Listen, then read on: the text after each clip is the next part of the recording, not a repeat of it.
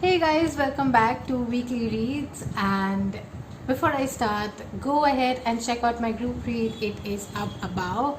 The voting lines for the books are still open. I mean, I feel so posh calling them voting lines when all you need to do is just vote for the books in the comment section of that video. Honestly, go check it out. It's open for the next 2 days, that is till Friday. It is open. After that, on Saturday or Sunday, I'll be announcing the final vote. So yeah, that's that. Now let me start with the weekly reads, and I'm honestly set with the books here, so this time I'm going to show you books as well. Yay. Okay, I hope the camera is not shaking. Honestly, I'm just hoping that. Let me start with the books that I've finished last week. That is, I just finished one book out of the 4 books that I was reading. I finished it yesterday, and it is Stuck Like Lint by Shefali Tripathi Mehta. So this book is basically a novella, and it has about 153 pages.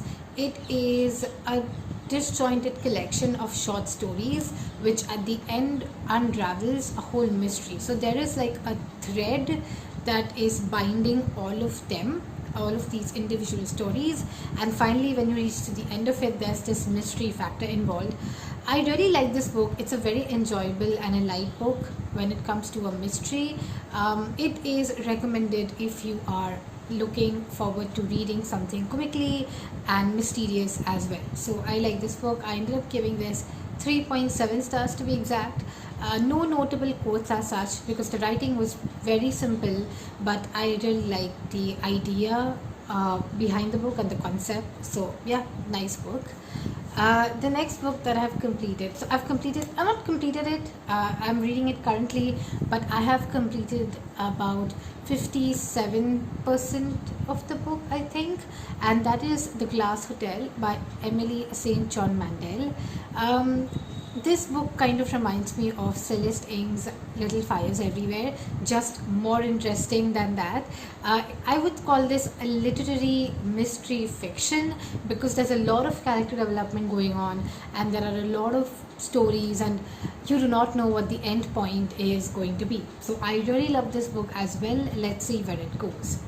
The next book that I have completed almost 40% is Child 44 by Tom Rob Smith. Now, this book is one of the most heavy books that I've read till now. I mean, one of the most heavy books that I have been reading in 2020. It's a heavy book because it talks. So, this is not your average thriller, okay? I mean, if you are someone who just reads literary fiction or just contemporary fiction, I think you will like this book. Because this is again a literary historical fiction but with a thriller factor to it. I appreciate the book till now. I am kind of here, so this much is left, so that's like a good 300 pages.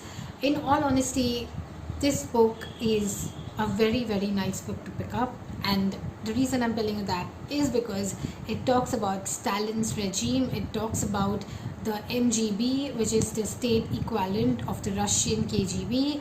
It even talks about a lot of aspects of communism, socialism, stuff like that. So I really appreciate this book a lot. It's a very difficult book to get through because there are so many incidents in the book which just make you